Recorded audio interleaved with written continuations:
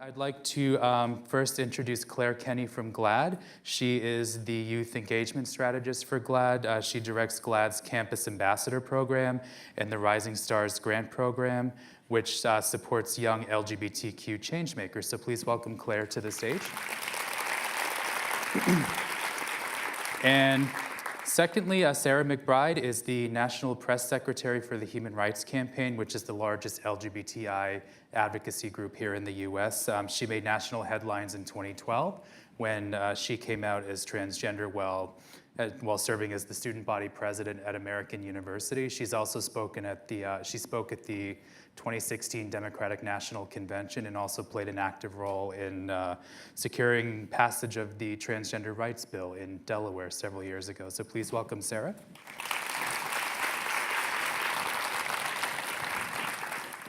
So in this era of Donald Trump and everything that we are seeing coming out of the White House, and I'm not going to remind you of that, but I think it's important that we have a conversation about this idea of identity and what does that mean in this current climate in which we find ourselves. So I'll start with Claire. In terms of identity, do you find in your work that folks are not only reclaiming their identity, but also putting that forward as kind of, in some ways, an act of resistance against what we're seeing out of the White House? What is your thoughts from your perspective at GLAD on that issue? Yeah, so at GLAD, we are a media advocacy organization working primarily on behalf of the LGBTQ community. But of course, within the LGBTQ community, there are so many other communities that we embody, that individual LGBTQ people have the intersection of their class status, their race status, their gender, also how they perform their gender and how they express their gender. So we have to be thinking about identity at all times in terms of what identities are being represented both in scripted media, but also in the news media and the media that gets disseminated to people who don't necessarily know someone who identifies as a lesbian, a gay person, a bisexual person, but definitely for people who don't maybe personally know a transgender person, and what that representation looks like on any form of media, social media, digital, personal media, and then also national media. We have to be thinking about identity all the time. And for my own identity, I identify as queer.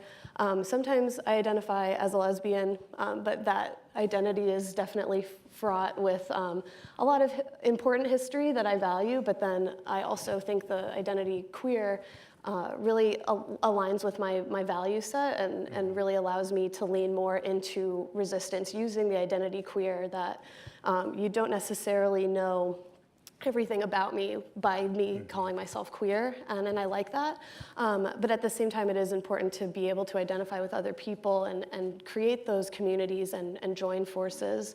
So with the work that I do, primarily with young people, with college students and young advocates, we're always talking about ways that we can bring in other cause and other affinity groups into LGBTQ groups, but also how do we further educate LGBTQ people about the intersections within the LGBTQ community, that there is no such thing as the LGBTQ cause. It's so many causes, it's so many identities.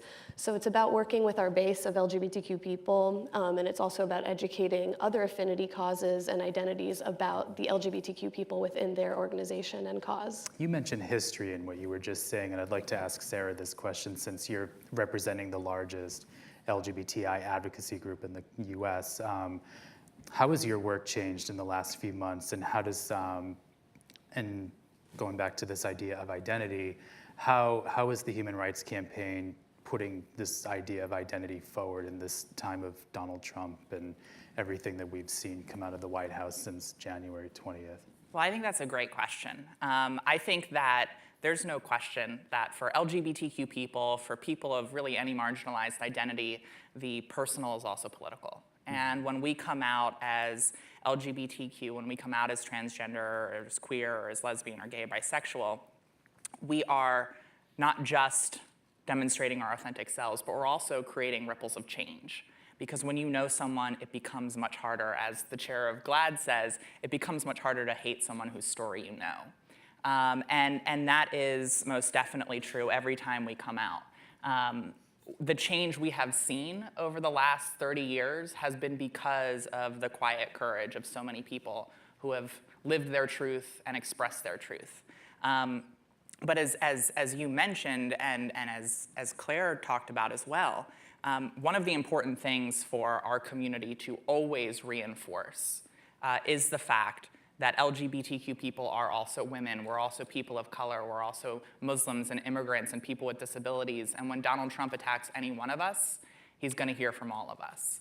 And I think for me, as a transgender person, something that I try to carry with me is the need to always center the voices of the most marginalized in our community, in our work. Our movement was started by two transgender women of color, Sylvia Rivera and Marsha P. Johnson, who threw the first bricks at the Stonewall riot.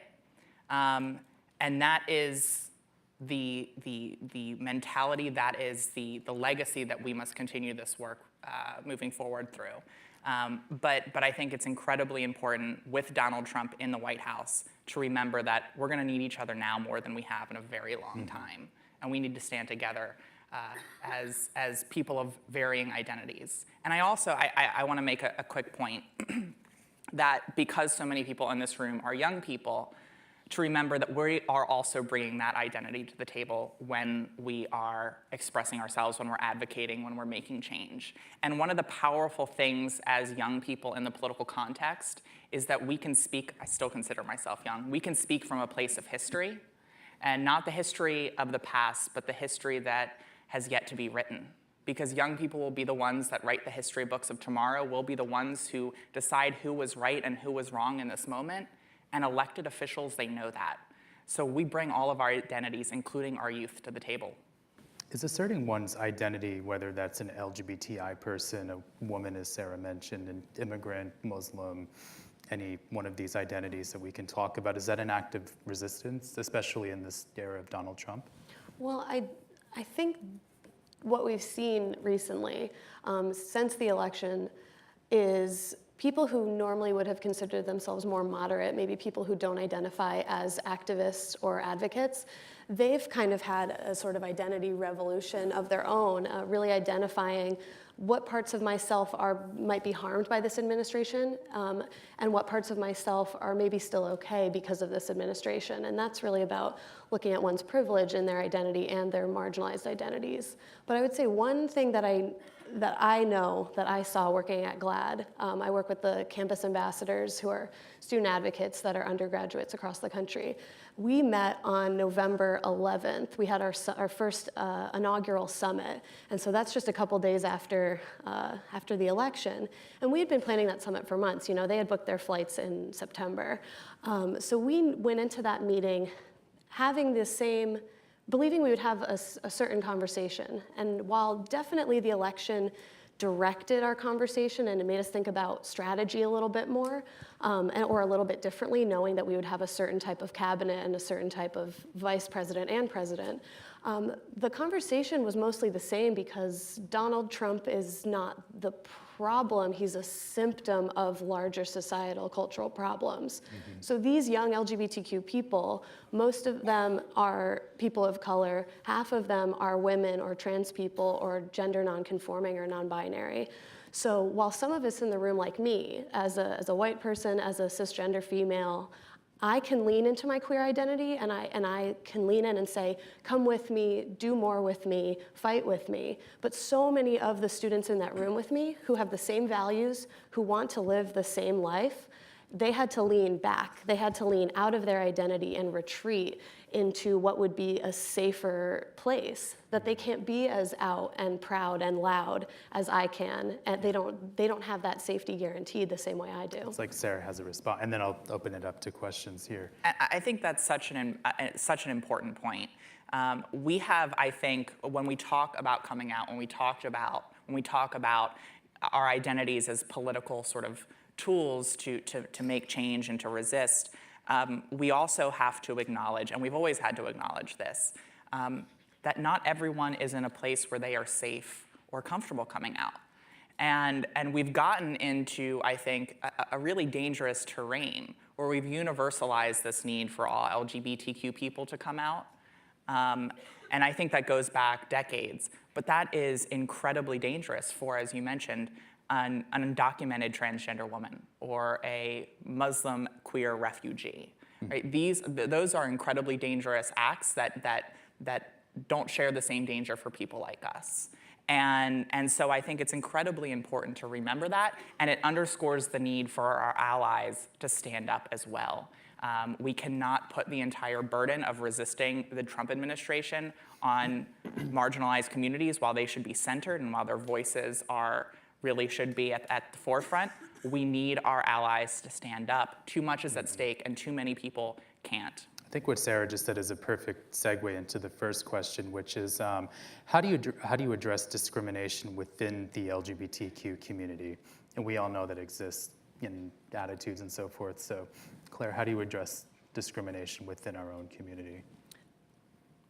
Learning about LGBTQ discrimination as an LGBTQ person, for me, I deal with a lot less stigma as other people who maybe even have the same identity as I do because of my presentation.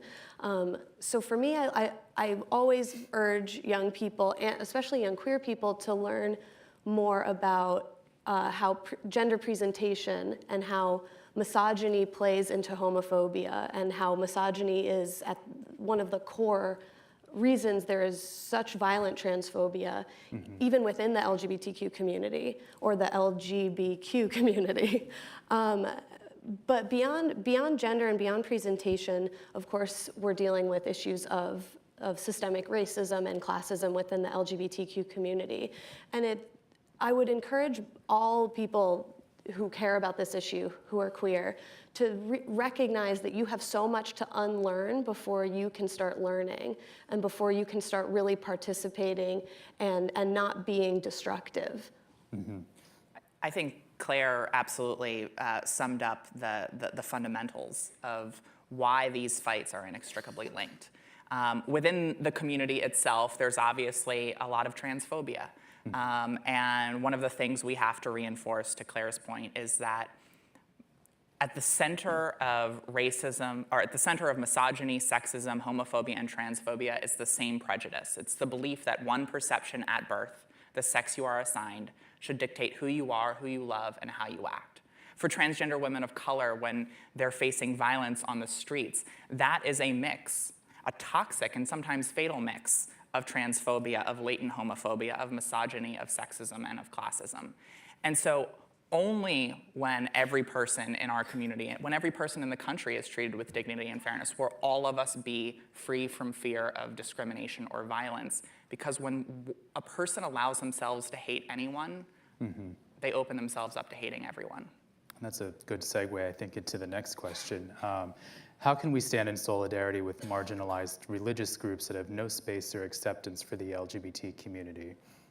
Any thoughts on that, Claire? I am a person of spiritual faith, but I'm not someone who aligns with a particular religion. But I know that I have so much more to read, to watch. I have so much more listening to do. As a queer person, I can empathize with other marginalized people, but I still have so much to. I have so many people and so many stories that I haven't heard, that I haven't tried to find, that I haven't listened to, and I think we all need to go beyond our normal sphere of influence to find the stories that are going to change us. Because if everything out there was going to change us, it might have happened already. Right. I think so. Really going beyond your sphere of influence, looking to other sources, other writers, other people you might not necessarily identify with personally, to give you insight and to bring you to that next level of empathy. We're gonna wrap it up in a minute, so I'll end with this question. I'm hearing that you want to center queer POC, and I assume that's QPOC, voices and identities. However, the white cis gay man is so often centered by media.